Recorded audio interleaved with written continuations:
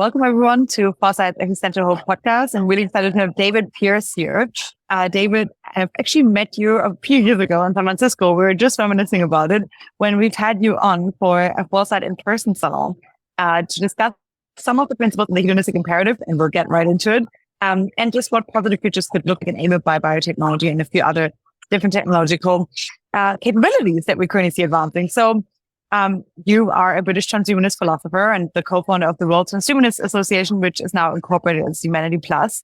And you approach ethical issues from a negative utilitarian perspective. And I'm excited to get into that. I'm not sure if it's even still up to date. And you also maintain a series of websites that are devoted to transhumanist topics. You've written the hedonistic imperative, and you self-published a few really interesting writings all around this theme of increasing our ability for hedonism using a variety of different technologies. So I'm really excited to dive into that. But perhaps let's start us off with just, I guess, a general, more like an introductory question of, could you explain a few core principles and perhaps some of your reasoning that led you to write the hedonistic imperative and what that hedonistic imperative actually is? Thank you, Alison. Yeah, I suppose I feel a bit of an imposter at this podcast because I'm a deep-dyed negative utilitarianism, and negative utilitarianism is generally associated with depression, button pushing, nihilism, and yet, here I have this vision, the hedonistic imperative. It doesn't gel with my temperament at all, but for technical reasons, I think we are going to phase out the biology of suffering throughout the living world and replace the traditional pleasure-pain axis with life animated entirely by gradients of intelligent bliss.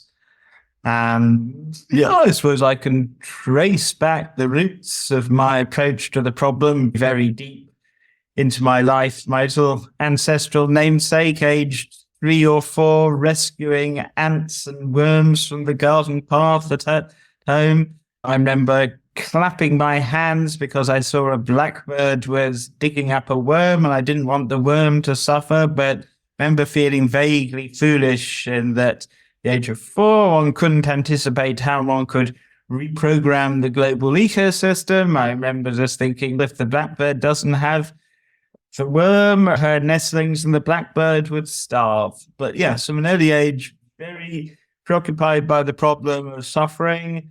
Wait, just before we skip right on, could you just fill people in what negative utilitarianism actually is? Because I'm sure that some people have heard about it, but perhaps not everyone. If you want to throw in some Benatar, you're welcome to. But just to get people a little bit of an understanding of what do you mean by negative utilitarianism? I would say negative utilitarianism is compassion systematized. Essentially, negative utilitarians believe our overriding moral obligation is to minimize and prevent suffering. That creating happiness is all very well, but we would always walk away from Omelas. Now, that's another term that needs explaining. Omelas is this fictional city in the work of Ursula Le Guin. Vast city of fantastic delights. A wonderful place. Everyone has an absolutely brilliant time, but for unexplained reasons, the happiness of everyone in Omelas depends on a tormented little girl in the basement. Now, if you're a classical utilitarian, it's obvious that given the amount of pleasure that exists in Omelas, this is morally fantastic. And by comparison, this little tormented girl, it's trivial. But a negative utilitarian will always walk away from Omelas. Yes, that is a core ethical belief. Arguably, it's implicit in Buddhism too. After all, Buddha is supposed to have said, and it's very plausible, I teach one thing and one thing only, suffering and the end of suffering. Suffering-focused ethics. And yes, this probably seems a paradox or anomaly that someone who is a negative utilitarian would entitle his online manifesto back in 1995, The Hedonistic Imperative.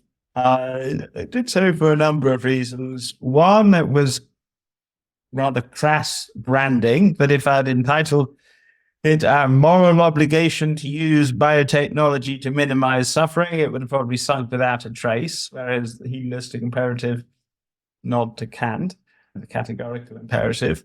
But there are other reasons too, in that if you're a negative utilitarian, you want all your dreams to come true, other things being equal. And so if we are prepared to use biotechnology, it's going to be possible not merely to help humans, but also to replace animal agriculture and its horrors with cultured meat, farm-free animal products. And this is much more ambitious, but also technically feasible. It's going to be possible to use, for example, CRISPR-based gene drives to reprogram nature, everything from cross-species fertility regulation, herbivorizing predators, essentially replacing the traditional pleasure-pain axis. Speaking of information-sensitive gradients of bliss, that's a bit of a mouthful. Why not just say super happiness? But preserving information sensitivity is critical. There's difference between being blissful and blissed out. And realistically, the future will not consist, probably at any rate, of everyone being totally blissed out, but having a much higher hedonic range and hedonic set point. And we're going to be ratcheting up hedonic set points indefinitely. Sorry, I've introduced another technical term without defining it. What is a hedonic set point? Yeah, let's get into it. And how do hedonic set points relate perhaps to something that some people know as the hedonic treadmill, or even to something that some people know as wireheading? Yes. Okay, wireheading first. That's an interesting one. And this ties in with my, in a sense, life story, because in my early teens, I stumbled across wireheading or intracranial self-stimulation. This was Olds and Milner who stumbled across it back in 1954. Essentially, electrodes in what were then called the pleasure centers. There was absolutely no tolerance. The rat or the monkey or the human would happily keep on pressing hundreds, even thousands of times an hour to receive this intensely rewarding stimulus. And I was enchanted by this vision. Here was a cure for pain and depression. Why didn't we get rid of suffering? By wiring everyone up? The mesolimbic dopamine system. Unfortunately, I discovered that most people didn't share my enthusiasm for wireheading. I realized that it'd be necessary to explore other means. And here we come to hedonic set points and the hedonic treadmill. The so-called lottery paradox. 6 months after having a terrible accident and becoming quadriplegic or winning the national lottery, most people will have approximately reverted to their previous state of well-being or ill-being before the win or the tragedy. The central nervous system has this great web of negative feedback mechanisms that stop most people being very happy or very unhappy for long. And it's extremely fitness enhancing. And there is no evidence that on average, most people are any happier or unhappier than our ancestors on the African savannah. And this is a real problem with a lot of visions of the future, transhumanist visions, which tend to be, on the whole, extremely optimistic, is that unless we are prepared to upgrade our reward circuitry and recalibrate the hedonic treadmill, on average, our successors or our indefinitely youthful selves aren't likely to be significantly happier than we are today. Now, it's tempting to talk of abolishing the hedonic treadmill, but abolishing the hedonic treadmill would just leave us blissed out.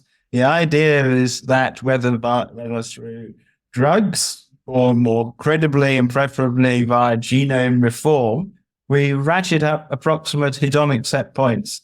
So there can be, there will be bad hair days even in post-human paradise. But looking further ahead, the worst, the darkest days, the lowest lows of post-human life can be far better than today's peak experiences. Great. Could you perhaps dive a little bit more into the aspect of pharmacology, perhaps even, genetic engineering that you already mentioned? Basically, how are these technologies perhaps crucial for getting us there? I think their early visions also contained nanotechnology to some extent. And, perhaps even how you've updated on the role of technology and kind of like bringing us to these futures since you first published the book quite some time ago. Yeah, back in 1995, the human genome hadn't been decoded, and how on earth could one envisage actually tackling wild animal suffering? And I was reduced to invoking Eric Drexler, nanomachines in the oceans, all rather fairly vague and non-specific. But one of the ways I updated HI is a phenomenon that at first blush sounds completely scientifically illiterate. Gene drives, synthetic gene drives, CRISPR-based gene drives, cheat the laws of Mendelian inheritance. And let's say you want to spread a benign gene through an entire free-living population of non-human animals, or even hundreds of thousands of free-living non-human animals.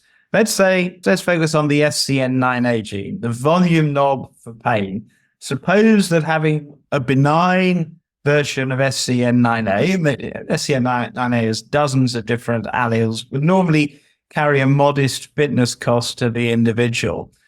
Gene drives, by cheating the laws of Mendelian inheritance, they enable one to spread a benign gene across benign allele across an entire population, even if the allele in question would normally carry a fitness cost to the individual. Now, gene drives are first most likely going to be used to defeat vector-borne disease in Africa. If one can, for example, ensure that all Anopheles mosquitoes born are male, one can drive the species extinct. But it's also possible to use gene drives, tunable gene drives, to regulate everything from pain sensitivity, hedonic set points, fertility, any genetically modulable trait you can think of. And this was the last and the hardest aspect of the abolitionist project in my mind, because one could see how it's possible in the case of humans to tweak our genomes and giving all prospective parents access to pre-implantation genetic screening, counseling, and soon genome editing. And I could see how it's possible, to get rid of animal agriculture and to help large terrestrial vertebrates. But how on earth do you help small, fast-breeding rodents and organisms, deep marine environments? So that was the last leg of the abolitionist project in my own mind. The details obviously are horrendously complicated, and before starting to use something like gene drives in open field context, one will want to use pilot studies and self-contained artificial biospheres. But if global consensus existed for the abolition of suffering, it'd be possible to have a 100-year plan. Sadly, this is currently fanciful. It's too far outside the Overton window. We can bang the drum for this kind of vision, but it's still fairly fringe.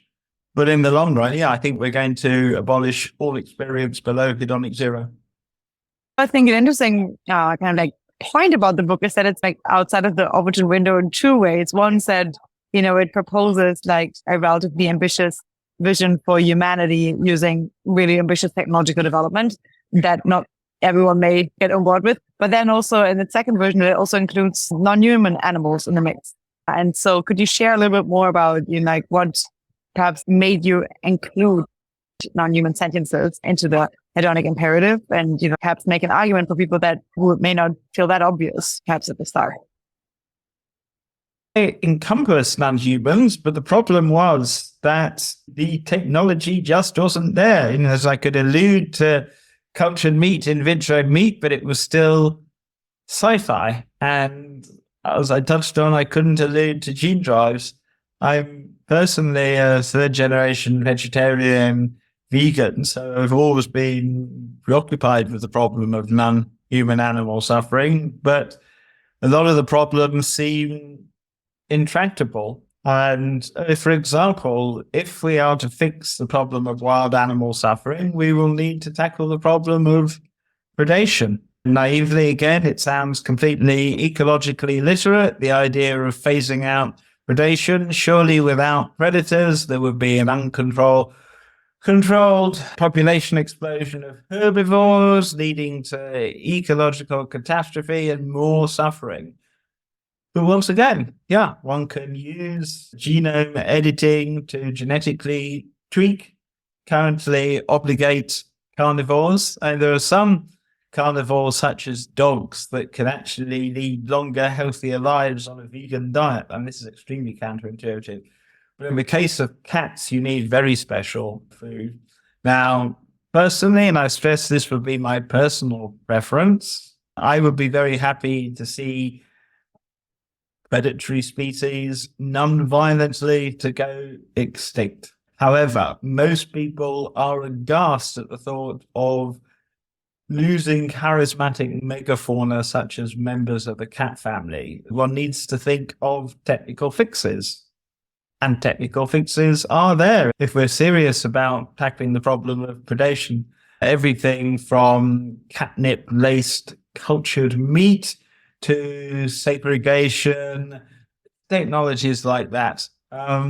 Realistically, tackling the problem of wild animal suffering is not going to happen as long as we are systematically hurting, harming, killing, exploiting non-human animals as sentient as small children in factory farms and slaughterhouses.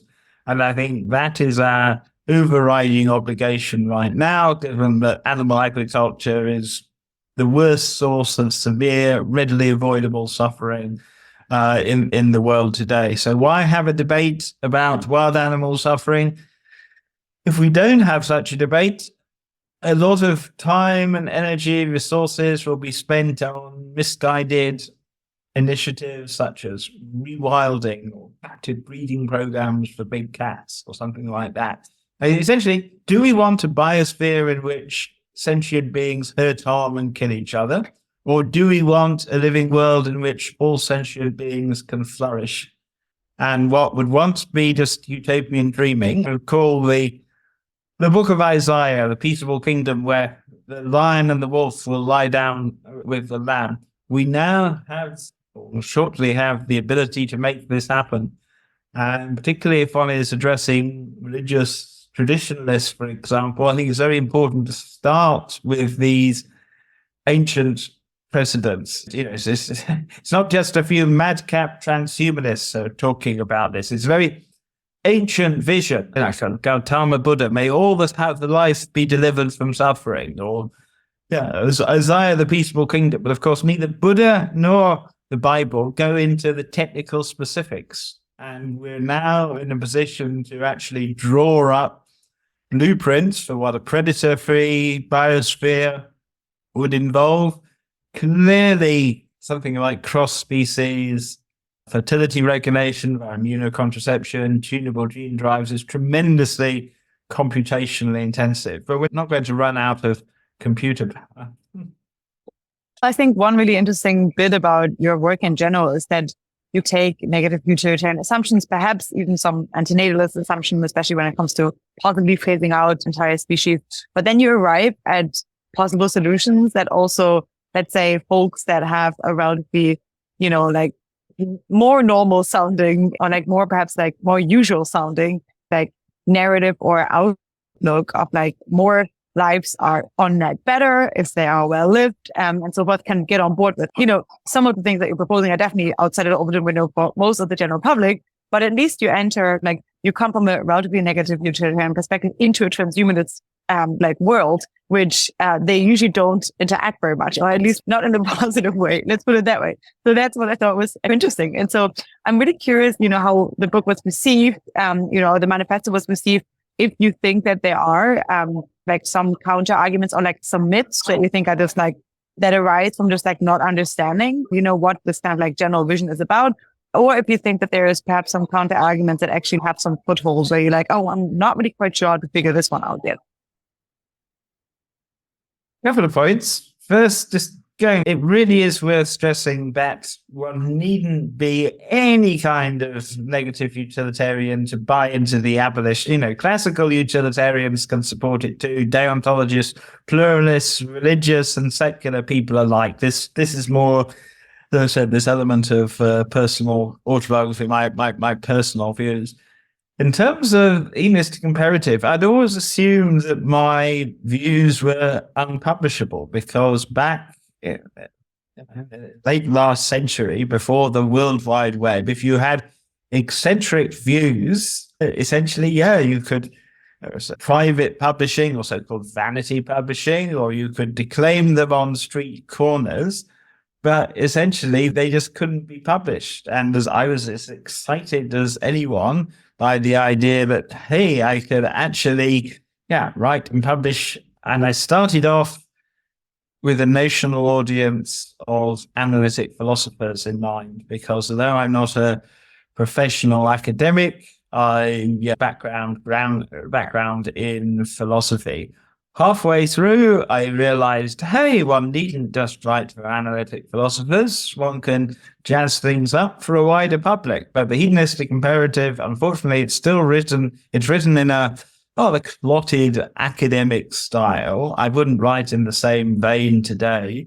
But the core message that essentially it's going to be possible to get rid of all experience below hedonic zero and replace it with life based on gradients of bliss, that's remained unchanged. Reception? Which I was, as I said, in those days, putting up something on the web, and then back in 1996, getting my own website. That was actually an event in those days. So I was pleasantly surprised at the feedback.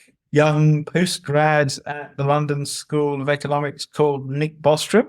I read the manifesto, fired a couple of pertinent objections, got in touch, and we set up the World Transhumanist Association.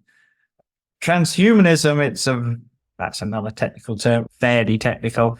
Just to define it, I define transhumanism in terms of the three supers: super intelligence, super longevity, and super happiness. And Nick, he hates negative utilitarianism, but he was fascinated by this idea that it was possible to recalibrate the hedonic treadmill and have a new motivational architecture.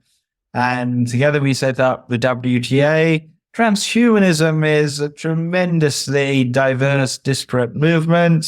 Although for the first decade of this century, the WTA was the overarching transhumanist organization. Essentially, the whole ecosystem is now balkanized, but the influence of transhumanist ideas has grown. I'm happy to talk about the other two supers, but I suppose, my focus has been on fixing the problem of suffering and creating super happiness. One of the most common objections, probably the most common objection still, is you can't appreciate the sweet without the sour, that pleasure and pain are largely, if not wholly, relative, that a lot of people just can't really wrap their head around the possibility that life could be based entirely on gradients of bliss, because surely diminution of bliss, isn't that going to be experienced as suffering or unpleasantness? And my couple of rebuttals here. One is, it's rather tragic that we know that some people spend their whole lives essentially below hedonic zero. They suffer from chronic depression, pain. They still go through life if they've got a more or less functioning signaling system. They never enjoy life, but their whole life is spent hedonic zero, below hedonic zero. A small, fortunate minority of people bounce through life at the other extreme. I often cite my transhumanist colleague Anders Sandberg. If pressed, he once said, I do have a ridiculously high hedonic set point, and he does. And there are other people, not many people, admittedly, they don't tend to be studied in the same way as depressives because they don't come to the attention of the medical authorities. But they are an existence proof, if you like, that life based entirely on information-sensitive gradients of well-being is possible. The other, this is a much more earthy refutation of the pain and pleasure and relative thesis, is lovemaking. If done, I say that because I said I'm a philosopher, but lovemaking, if done properly, is generically pleasurable throughout. There are peaks and there are troughs, but the troughs aren't unpleasant. They're just not as good as the peaks. Now imagine the cerebral analog of lovemaking as just everyday life with the signaling function retained. One thing to worry about when it comes to creating an entire civilization where so-called hypothymic people, temperamentally extremely optimistic without being manic, what about depressive realism? Because on a fair number of measures, people who are mild to moderately depressed, their judgment is actually superior to most people. But, and this is going to be a challenge too, but known biases can be corrected for. And if we are prepared to recalibrate the hedonic treadmill, rather than imagining that, how shall I put this? It's not a case of some madcap transhumanist trying to impose his vision of paradise on the rest of the world. If your hedonic treadmill is recalibrated, just imagine waking up in the morning in an extremely good mood, but with your values and preferences and relationships intact. All kinds of complications, but HI isn't a case of trying to prescribe to people how they should lead their life. In practice, a world animated by gradients of bliss will be radically different. But no one need fear that by having their hedonic set point elevated, that they will somehow, kicking and screaming, be forced to give up what they love and cherish. It doesn't work that way.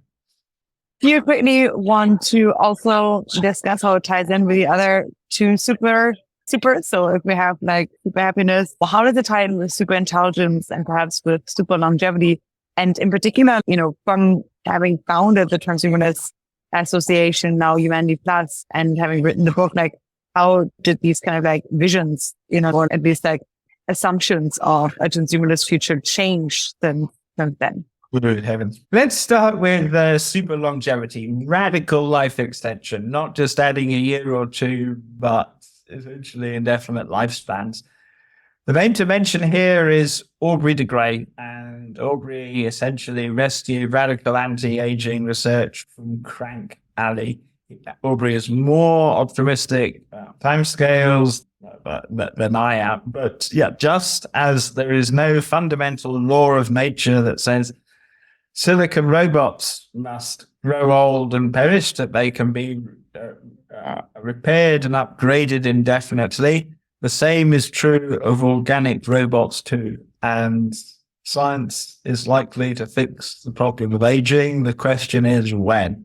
And that's the critical thing. Probably most people listening, they'll probably be thinking, yes, maybe science will fix the problem of aging, but I'll be dead.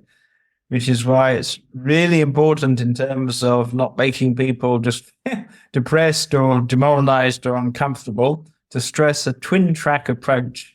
It will be fantastic if we have opt-out cryonics and opt-in cryoeuthanasia. Cryonics is the idea that instead of being buried or cremated, you can be suspended, ideally in optimal conditions, such as an advanced civilization, or maybe your grandchildren or great-grandchildren can reanimate you when the technology becomes available, curing whatever killed you and other enhancements too. Cryoeuthanasia is more controversial. This is the idea that instead of waiting till you're, let's say, 95 and pretty gaga, you could be suspended after being, retired, so to speak, but in optimal conditions at, let's say, the age of 75. You've still got most of your faculties, and it's very definitely, it's like you rather than a shadow of your former self, because, sadly, many nonagenarians, octogenarians really are shadows of their former selves. Anyway, that's the Sorry. Yeah. Yes, just to hover on this for 1 second, I feel like if we just look back, especially the opt-out for euthanasia is pretty controversial, I would guess. And, even the opt-in cryonics is still extremely controversial, even if you call it opt-in. I think that one thing that happened. Opt-out cryonics, opt-in cryothanasia. Okay, good. That way around a little bit more palatable. Okay, good. But I think in general, one interesting thing about that is to note that since back in the days, but at least, hopes and dreams of the transhumanist growing movement really came into being, there has definitely been a lot of progress on longevity, or at least in growing the field and making it now not perhaps as small as it used to be. There's really been a tremendous uptake, both in terms of companies founded, in terms of VCs that are now solely focusing on longevity, in terms of scientific breakthroughs made, in terms of people being interested in the field, really trying different longevity therapies and really taking this by the hand. And I think, many of those in the postdoc community, I'm pretty optimistic about them. But at the same time, I also still think that we will probably not make it there yet, at least people currently alive. Anyway, but if you think that, and that excludes kind of AI timelines now for a second, because that's not to overcomplicate that, we will get to that in a second. But if you think that, then chronic is obviously the next kind of point that you would get to. But I feel even though longevity in itself has become definitely a little bit more palatable in the last, let's say, 5 to 10 years, chronics itself hasn't yet. And I feel it requires these two very uncomfortable switches of mind. One is that you have to accept that death is probably bad, or that a good life lived is worth continuing. And then once people do that switch, then they're full into longevity mode. And then they are now on this new track where they think that we will make it. And so I think in order to take cryonics even into consideration, you have to make the second, even more uncomfortable switch. And yes, life is worth continuing, and no, we will not make it. And so I think, I'm really curious if you have any thoughts on this, or how one could possibly help people make that switch if they feel so inclined, or anything on that avenue would be useful. As a negative utilitarian, I support cryonics because I think it helps defang death. I'm not convinced that post-human superintelligence would really want to reanimate Darwinian malware from a bygone era. Sure, post-human superintelligence could cure whatever normally killed the patient and upgrade reward circuitry, cognitive abilities, and so on. But in what sense would this reanimated post or transhuman smart angel really be me? That said, as I said, by defanging death, so you can visit grandpa in the cryonics tank, I think, that cryonics can play a valuable role. Like you, I'm skeptical middle-aged and older people at least are going to make this transition to indefinite lifespans. For all the progress in anti-aging medicine, maximum human life expectancy has peaked under 120 years. If one discounts the most likely spurious Calment case, this woman who usurped her mother's identity for tax purpose, as is often cited as the longest lived. But if you ignore the Calment case, yes, currently we're not actually getting any older. But on a brighter note, if you are worried, sign up for cryonics and consider cryothanasia in jurisdictions where it would be legal. There need to be tremendous safeguards. Yes, I think all of that, and you go into all of that. I guess we're talking about it so in a blasé fashion, and I think if one actually considers your writings, you do go into a lot of the kind of considerations back and forth and safety and ethical considerations around them. So I think that while we can only tackle on the surface, you now feel that your interest is piqued, you as a listener or as a viewer, or you feel like this is absolutely terrible and super, and then I'm very much opposed to this, then I think it is worthwhile to actually go into David Pearce's longer writing on this, because you do a pretty good thorough job about going to different edge cases and so forth. Perhaps if we could just tackle the last super, and then I hand it over to Beatrice. Superintelligence thoughts, how it integrates, especially with super longevity.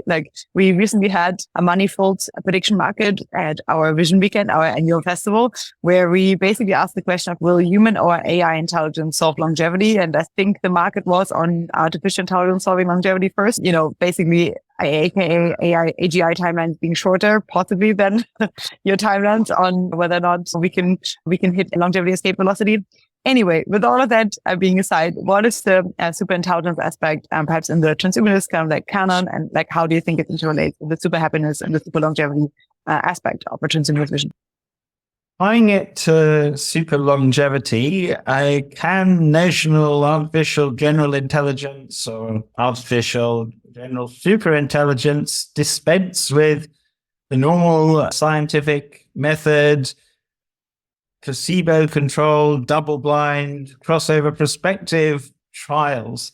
And I'm more cautious and skeptical here. And I'm skeptical, cautious on a lot of areas. But first, what exactly is superintelligence? And transhumanists very crudely have three different conceptions of superintelligence.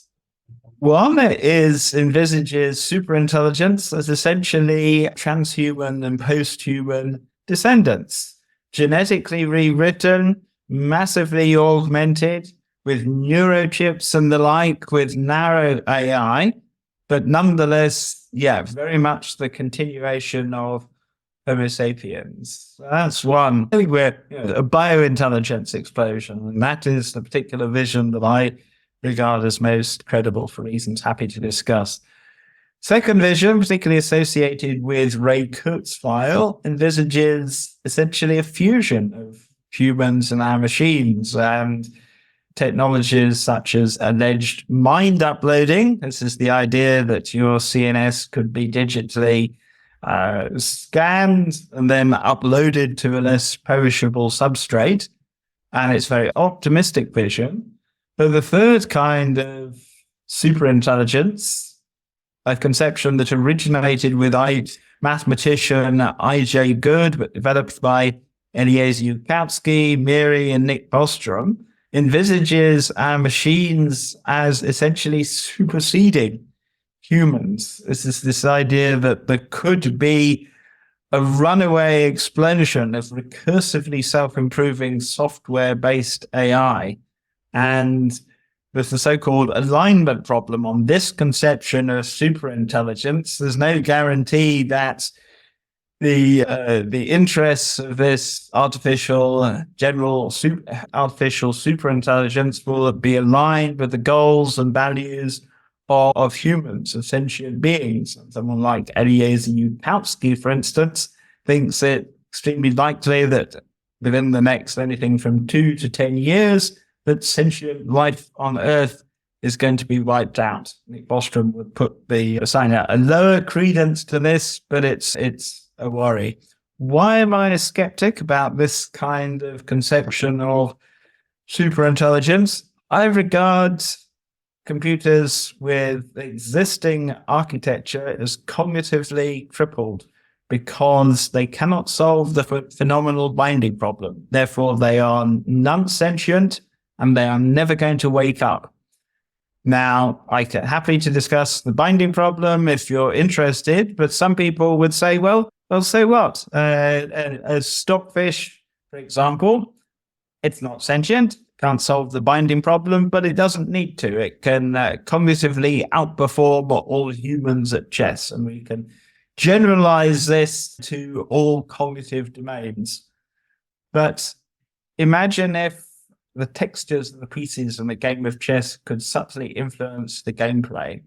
Now, you might say, that wouldn't really be chess. And that's the point, in that consciousness has the ability, phenomenally bound consciousness has the causal functional ability to talk about itself, to manipulate itself. Humans spend a lot of our lives trying to manipulate our own conscious states, to talk about them, in many cases, to explore altered state spaces of consciousness with psychedelics. Digital zombies can't do this. They have no conception of consciousness. They can't alter their states of mind because they have no states of mind to alter. The entire empirical realm is cognitively accessible to classical digital zombies. But you can imagine self-improvement without the conscious aspect, right?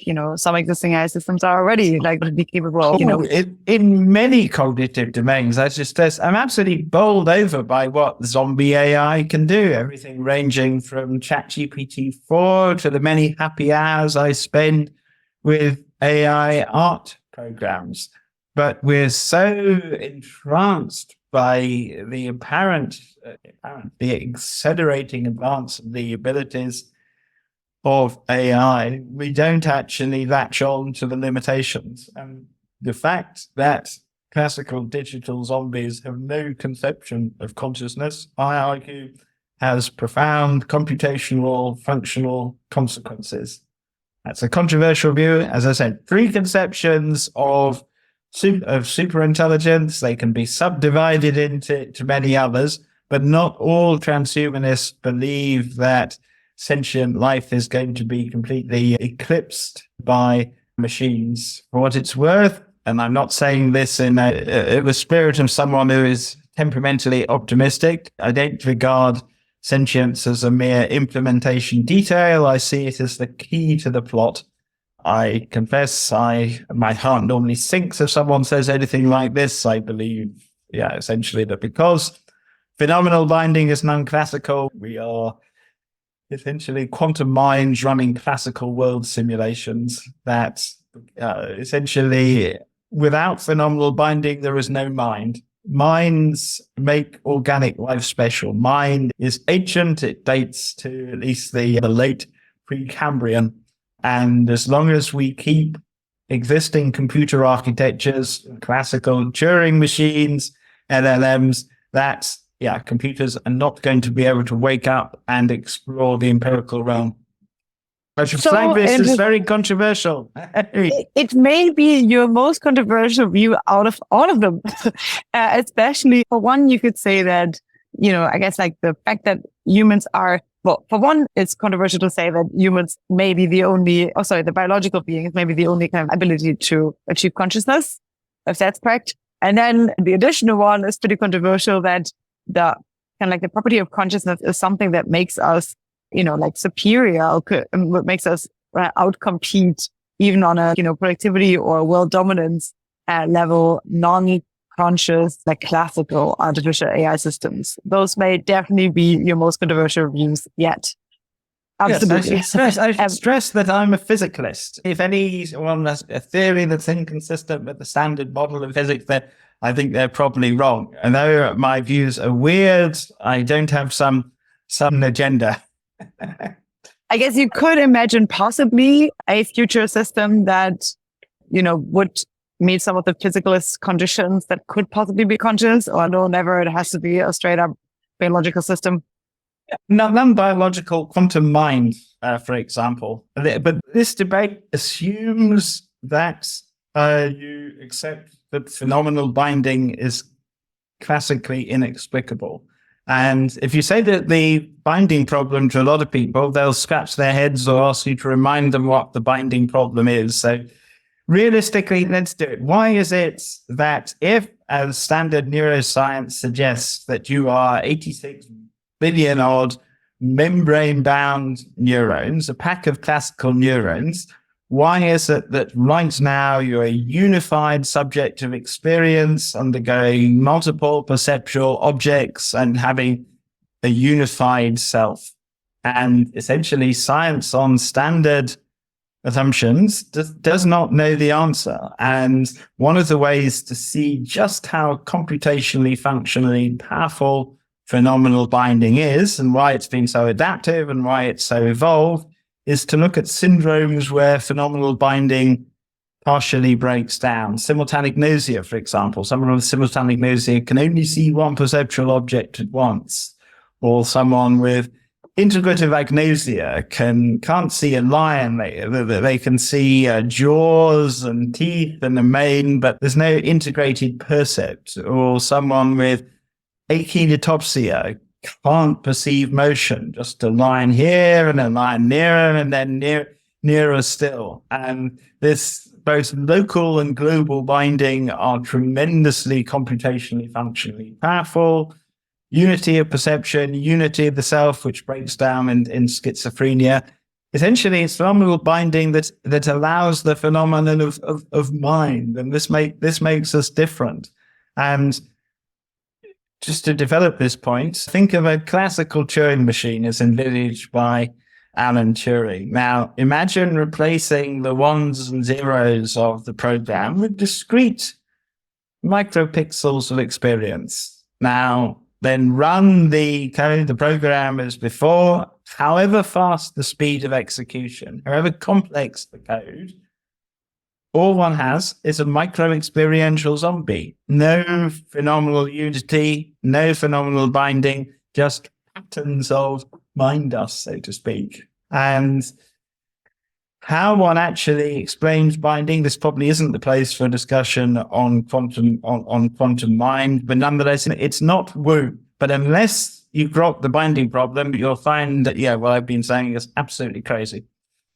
Okay, wonderful. There's a further question of, could intelligence, even before it reached some super intelligence, actually cause an existential risk to existing biological intelligences, and what to think about that, even without getting into, possible quantum mind futures that may or may not be unlocked, and that could possibly propose a counterpart to our existing biologically dominating intelligences per being conscious.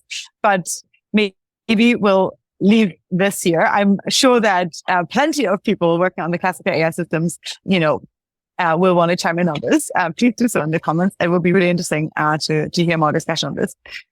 Because it definitely, I think, goes quite contrary to what most people, I think, are currently worried about vis-a-vis AI systems. So it will be interesting to hear you respond to those.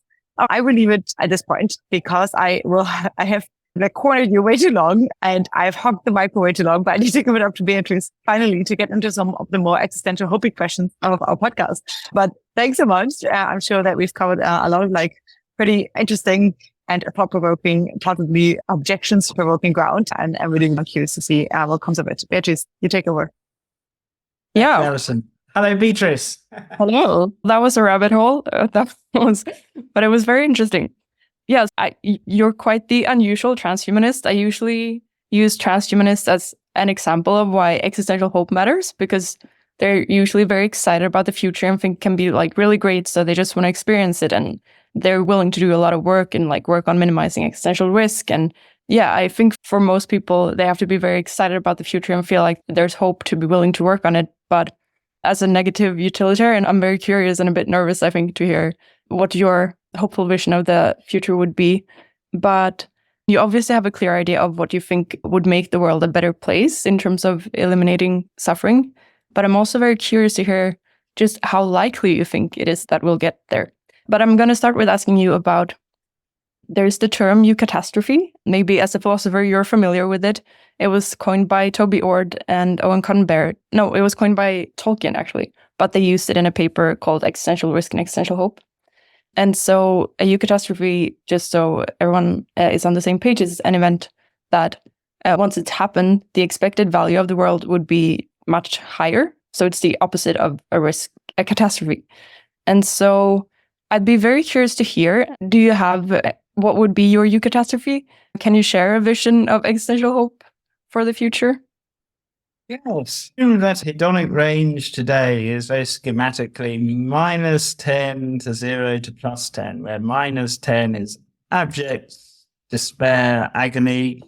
0 is hedonically neutral experience, neither good nor bad. +10 is orgasmic ecstasy, or the most wonderful experience you've ever had.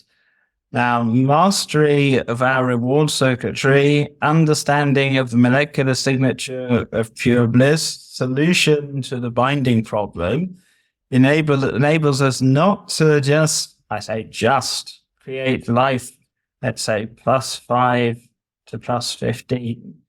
It'll be possible to have civilization, for example, people, not just people, not so much people, but transhumans and posthumans, live their lives +90 to a +100. It'd be possible to have life that is orders of magnitude richer, more wonderful than anything imaginable today. I can use these numbers, but one doesn't really know what one is talking about. And this will simply be the default condition. Now, one can speak of a civilization of the hedonic range of 90 to 100. One could also say plus 70 to plus 100, which in some sense would have a wide hedonic range. And the reason for giving this as an example, and that some people worry that a civilization of super happiness would be all a bit samey and monotonous. In practice, one can have as much diversity and richness as we want. Now, I'm making a number of assumptions here. Critically, we're going to need to actually understand what is the molecular signature of pure bliss. You mentioned Toby Ord. Toby Ord describes negative utilitarianism as a devastatingly callous doctrine.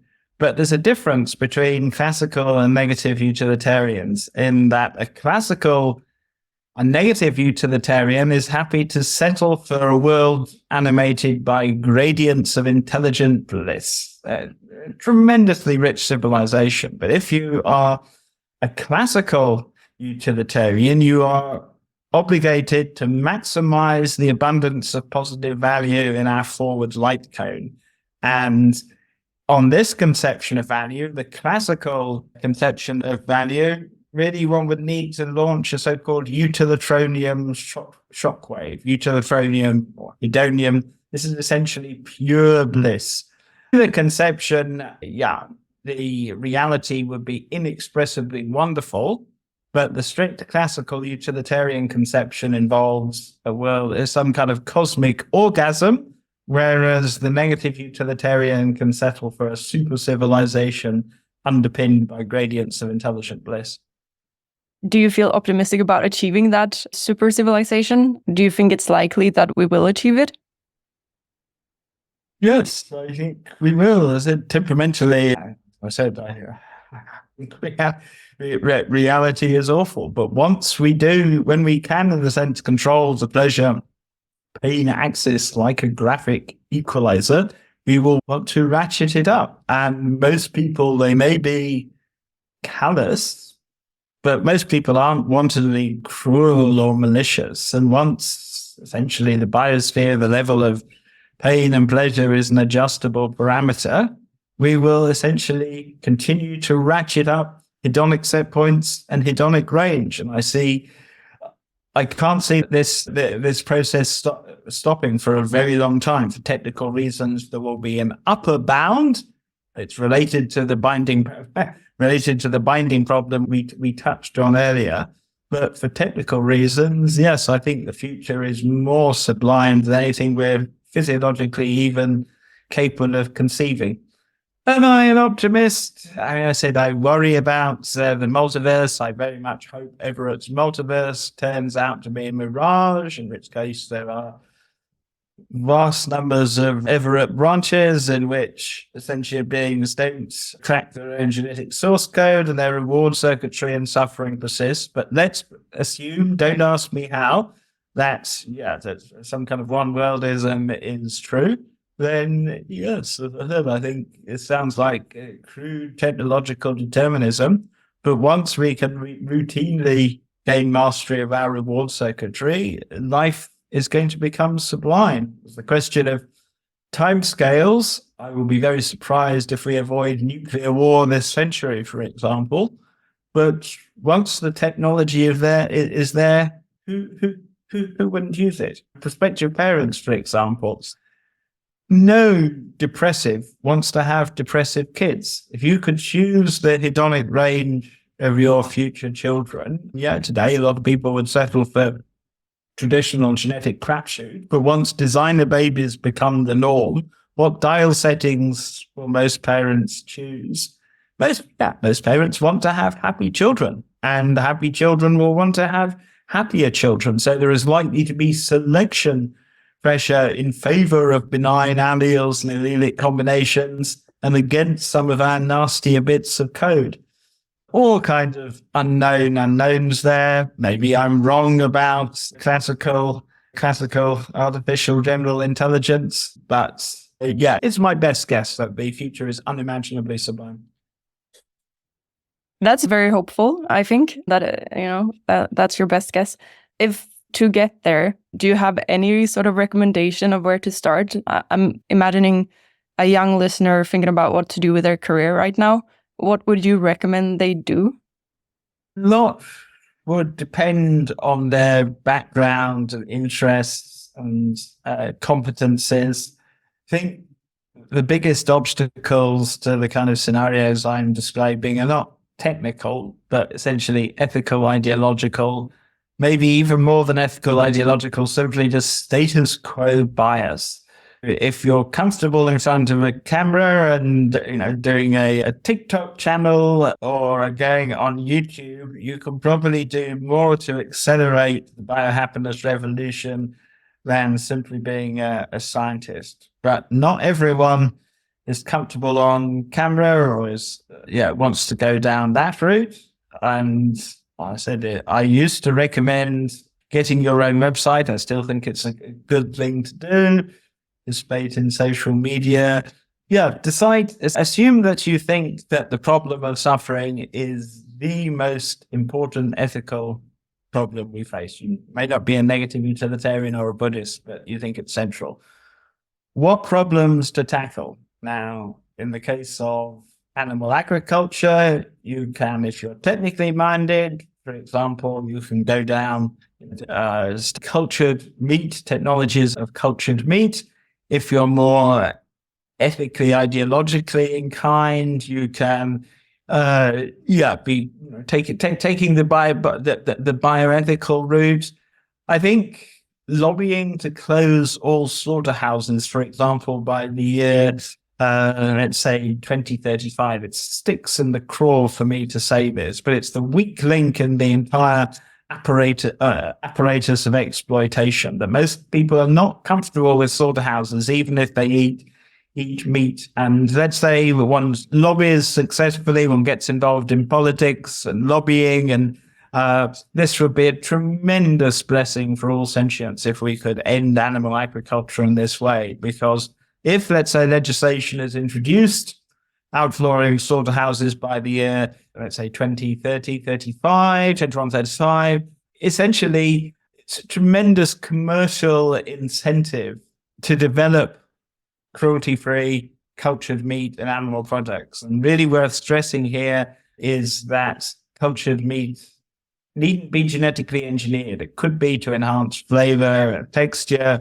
but it can be completely natural. So I've gone off track for your original question. But if you think that the world's worst source of severe and readily avoidable suffering is animal agriculture, that I think is the line to think about. So by all means, drop me a line if you're interested in this field, and we can explore, any of your audience, we can explore different options. But, yeah. I actually wanted to ask you next, what are you working on right now? What are you working on? Anything exciting?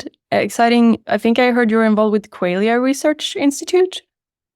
Yeah, a small ecosystem has arisen of people who are, in the broad sense of the term, abolitionists. Now, the Qualia Research Institute, abolition is simply one strand of their agenda.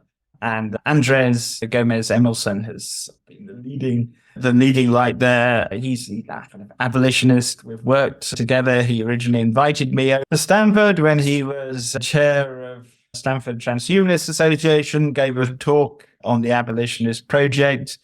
He is very much a hands-on researcher investigating radically altered states of consciousness. I think exploring radically altered spaces of consciousness is profoundly intellectually interesting, but I'm not convinced, not comfortable recommending doing so until we have got our reward circuitry sorted out. But this touches on the question of superintelligence again. What exactly is superintelligence? And mature full spectrum superintelligence will presumably have the ability to navigate millions, even billions of state spaces of consciousness as different as waking from dreaming consciousness. Whereas I would say a classical digital computer. There's no state of consciousness to navigate. Yeah, I've been involved with QRI, Far Out Initiative, Invincible Wellbeing, various groups on social media. There's the Hedonistic Imperative Facebook group, that kind of, the ecosystem. I obviously serve on the board of advisors of Humanity Plus, which is the successor organization to the World Transhumanist Association.